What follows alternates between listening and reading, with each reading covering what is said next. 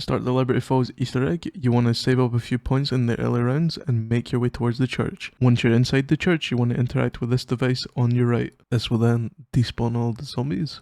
Some dialogue will start and the LTG parts will spawn in. While doing this, you can also start making the JETGUN. The first part you can get from the graveyard by killing the groundskeeper. You will then drop the toolshed key. You want to pick the toolshed key up and make your way over to the toolshed. Just interact with the door on the toolshed, and this will open the door, giving you the handbrake part for the JETGUN. You want to make your way over to Washington Avenue. There will be a building called Lily's Flower Pots, and there will be a water valve that you're able to pick up. Now you want to make your way over to the bowling alley. You want to melee this panel on the wall, and this will let you place the water valve onto it. Once you place the water valve, you'll have a prompt that says hold to turn water valve. You simply want to hold your interact button, and this will increase the water pressure. However, while you're doing this, zombies will be spawning infinitely. An easy way to do this is using decoys or smokes, or even Aether Shroud. Once you do finish filling up the water pressure, a water pressure gauge will drop on the ground. Just simply pick that up. Now for the last part, for the JETGUN, you're going to need a mangler cannon. You can craft this at the crafting table, or a mangler can drop it for you. Once you do have your mangler cannon, you want to make your way over to Riverside, and there will be a building with the sign Radio House. You want to simply use your mangler cannon on the door. Once you do enter the building, you want to look for piles of trash on the ground. This will give you scrap or vermin,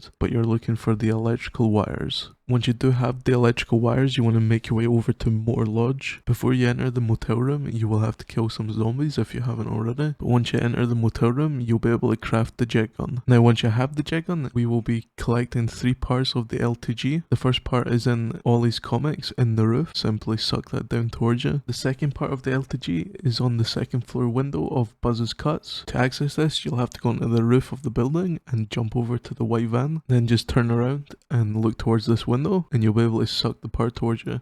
And the last part for the LTG is in the Dark Ether Church. If you enter through the main entrance of the church, directly above you on the second floor, sitting next to the banister. Once you have all 3 parts, you want to use the zipline from the graveyard over to the Alamo, and to your left there will be a workbench where you can craft the LTG device. Once you craft the LTG device, we will be moving on to the next step, which involves us defending the LTG device at 2 different Aether Storms. However, before we do the Dark Aether Storms, we can go to the church and pick up a Dark Aether canister. When you pick up the Dark Aether canister, you won't be able to sprint, so just keep that in mind. But you want to take the canister over to one of these devices on the ground. It can be any of them on the map, but I recommend placing it here since it's closest to the church. Now in my game, I started with the Aether Storm in the graveyard.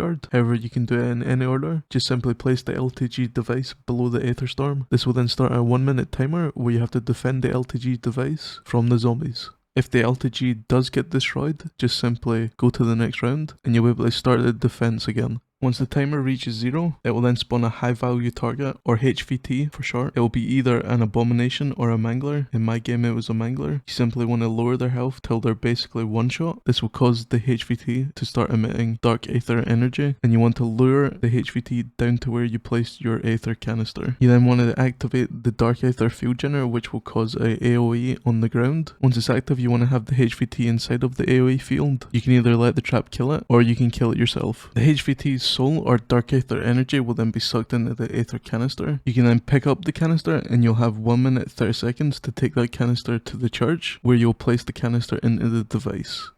You'll then be given the Strauss counter. You want to pick this up, however keep in mind that this will replace your tactical. You then want to make your way over to the hilltop stairs. Over this wall and in the grass you'll find the first of 3 projectors. You want to hold down your tactical, which will then display your Strauss counter, and you want to change the colour on the projector to the opposite colour of your Strauss counter. In my game I got red on my Strauss counter, so I changed the projector to green. Your Strauss counter can show one of 3 colours, green, yellow or red. If the Strauss counter is green, change the projector to red. If the Strauss counter is yellow, change it to yellow. And if the Strauss counter is red, change it to green. The second projector is in the groundskeeper's yard, and you want to change this projector to the opposite colour here as well. Since my Strauss counter was red, I changed it to green. And the third and final projector is on the roof of Yummy Freeze. To get there you want to use the zipline onto the rooftop of the bank and open this debris here if you haven't already. Drop down and you'll find the third projector. Simply do the same here and put in the opposite colour of the Strauss counter. Once you do this correctly, purple beams of light will fire from all 3 projectors towards the aether canister and spawn. This removes the purple gas surrounding the aether canister, allowing you to pick it up. You then want to take the aether canister to any of these devices on the ground. However, I recommend taking it to this one here since it's closer to the church. Then you want to make sure that you pick up the LTG from the first area you placed it. For my game, I placed it in the graveyard. And then you want to make your way to the other aether storm that you still have to do. If you've done the graveyard first, your next aether storm is at Riverside right here. Just place your LTG device and you do the same again, just defending it for 1 minute. Once you finish defending the LTG, your next HVT will spawn. It will either be an Abomination or a Mangler depending on what you got on your first aether storm. You want to do the same again, lower its health till it's one shot, which will cause dark aether energy to emanate from the HVT. You then want to lure the HVT to where you placed your aether canister and activate the dark aether field generator. Bring the HVT into the AoE field and kill them within it. The HVT's soul or dark aether energy will then be sucked into the aether canister. You can then pick up the canister and you'll have 1 minute 30 seconds to take that canister to the church where you'll place the canister into the device. Once you do that, you will now have an option on the device to start the final encounter. Make sure you're fully prepared before starting the lockdown. I would recommend you upgrade your weapon, buy a mutant injection, buy your perks, get armor tier 2 or 3, have your field upgrade ready, and you can even bring gobblegums or place Aetherella inside of the church. However, if you are ready,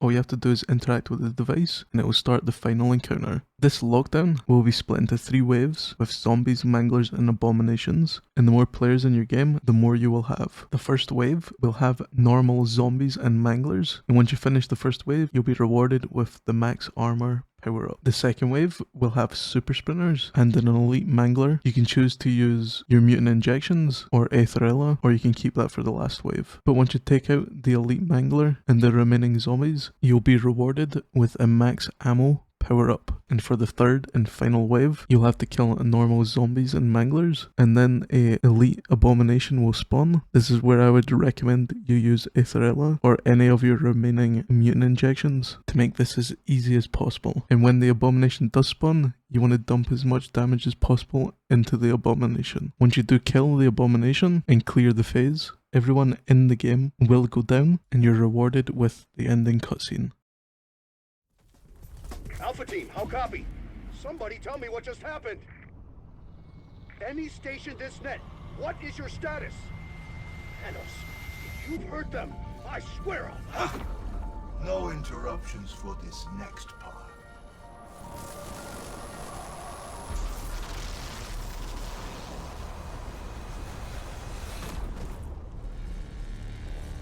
Thank you, my friends, for volunteering to take my place here.